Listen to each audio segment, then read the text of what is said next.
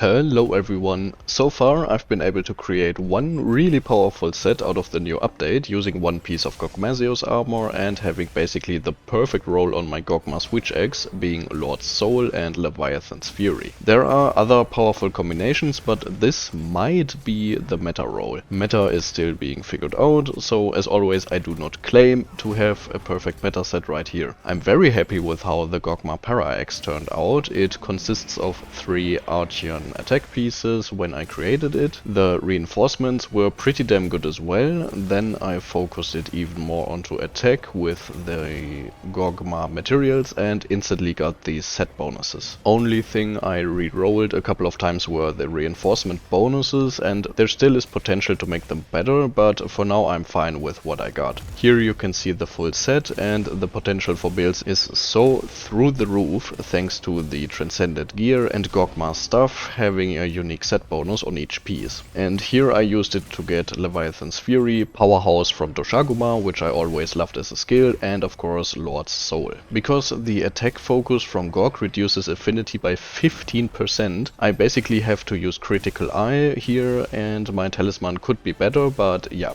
it's RNG, so you know the deal. As I said before, I never claim to have a meta set, but this build absolutely shreds 9-star monsters apart. So let's talk a bit about Gogma's weapons. There still are some things to figure out and an insane amount of potential combinations. You can go full on element with reinforcements, Gogma focus enhancement, and even set bonuses like Scorcher or burst boost, which further improve your elemental damage. Or you can have a Switch Axe focused around element and then change it to a power file with the attack enhancement from Gogmazios. By the way, status Switch Axes can be changed to element files with the element enhancement from Gog, which I really want to try, but I have to farm some more. So, what is best for your specific Gogma weapon? I don't fucking know. One could assume that an attack-focused Switch Axe with attack reinforcements and attack enhancements would be the way to go, and it may very well be the best case, but there is so much more to consider, and the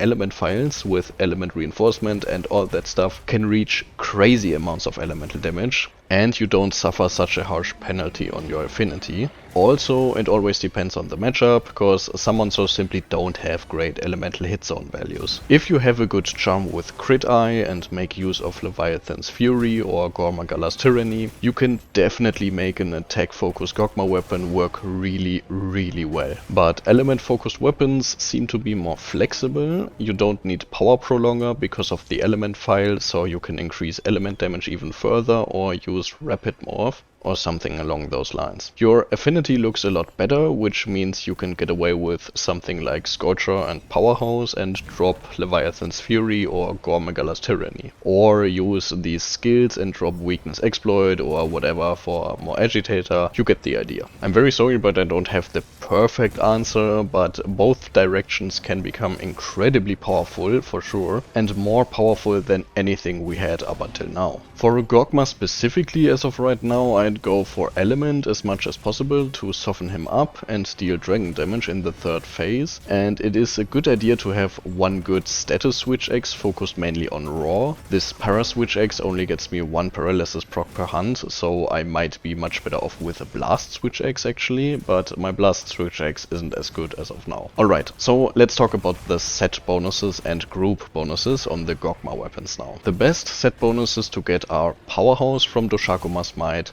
Burst Boost from Ebony Odogaron's Power, Black Eclipse from Gormagalla's Tyranny, and Azure Bolt from Leviathan's Fury. I'd consider those S tier. In A tier I have Dark Arts from the Soul of the Dark Knight. I really like the set bonus. Razor's Edge from Seregios' Tenacity could make for some interesting builds focused around evasion. Super Recovery from Tsoshia's Pulse to counter out the chip damage a little bit. Second Wind from Fulgur Anjanath's Will. Scorcher from Rathalos' Flare for fire element builds. Bad Blood from Noudra's Mutiny, which also got buffed with Title Update 4, and I already really liked it in the past, making use of our chip damage and red health. Lastly, I have Thunderous Roar from Ray Dao's Voltage, but latent power got somewhat outclassed by now. Perhaps there are some solid builds with it though. The rest is either very niche or straight up bad, if I didn't miss any.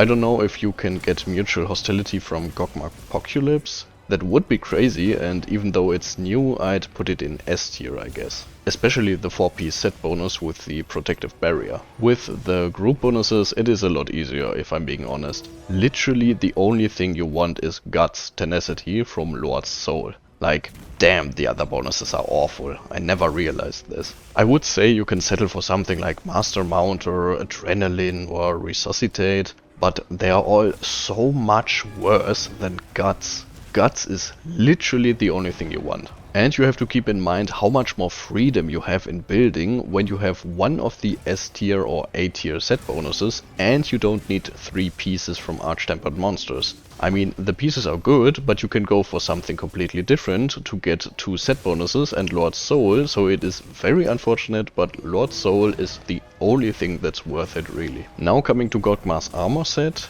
The alpha pieces seem more worth it overall. Alpha and beta are identical in terms of decorations, but every single piece has a unique set bonus on top of the skill Mutual Hostility, which by the way is just Elemental Agitator, basically. I personally really like the legs because of the decent slots, 1 level of Agitator and Doshagoma's Might. The coil is also not bad because of Burst 2 and Burst Boost. The slots aren't crazy, but you can work with them.